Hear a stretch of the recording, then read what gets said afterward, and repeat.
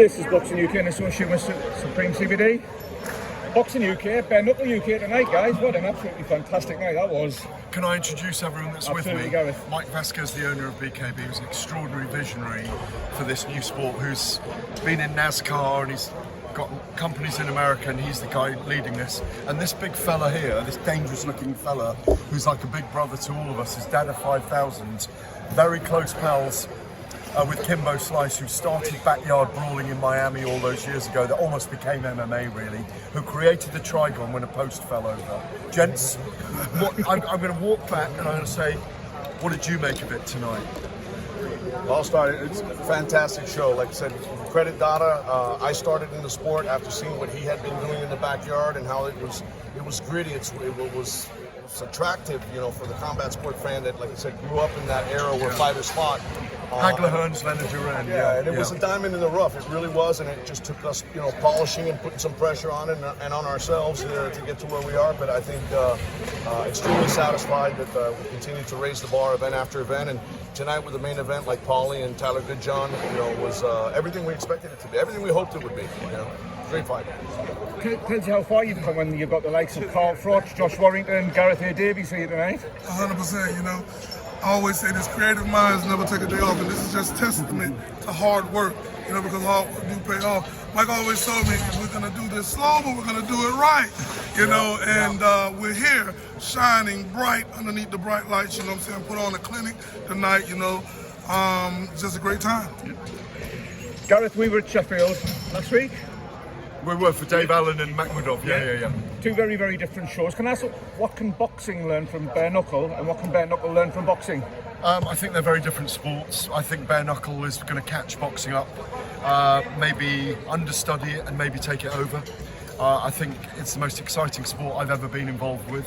That goes back all the way to 35 years in the fight sports industry. These guys know I'm addicted to it. They can't keep me away. They're trying to get rid of me all the time, and I keep coming back. It's true, all the executives are saying, you know me. But I love it. I get to sit octagon, Trigon side, interview the fighters afterwards, feel the energy. We're at the stage where the UFC was 20 years ago, where there were a small group of executives with extraordinary, brilliant ideas, people who were in love with fight sports, with fighters willing to fight, an amazing roster that's only going to get greater. And what we saw tonight was British boxing royalty come and celebrate bare-knuckle fighting. Yeah. Even in the media ranks, Gareth, there's more and more of the boxing media starting to creep into here.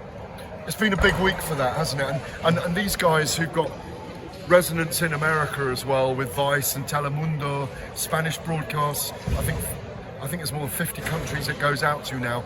It's really just the beginning, Mike, isn't it? Absolutely.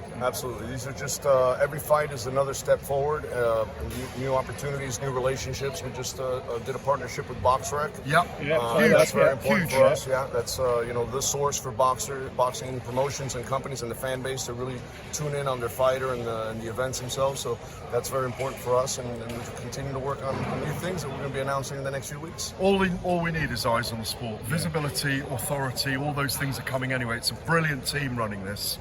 I know for a fact when Carl Froch is going, oh, I fancy a bit of this. When Natasha Jonas is going, God, this is unbelievable. They're looking up at me going, these are boxers that we've grown up and been children to adults with in the UK, we looked up to. They are now looking at this thinking, this is the coming force in combat sports. And closing for me, you know, this sport is real, as raw, as authentic. No smoke and mirrors, no gimmicks. That's very true. You know, you get what you see. Yeah. You know, and that's 50-50 fights. And the real winners tonight was the fans who got a chance to be in attendance and see this thing live. Totally agree. Guys, I'll just end with two very quick questions. Mike putting a boxing hat on. We had Josh Warrington in the ring saying he might be tempted to have a... Really? I didn't hear that. Dip his toe in. Oh, wow, yeah. What he said, he did say he'd be tempted, yeah. Oh, wow, yeah. Is there anybody on the horizon that we boxing fans might know could enter this?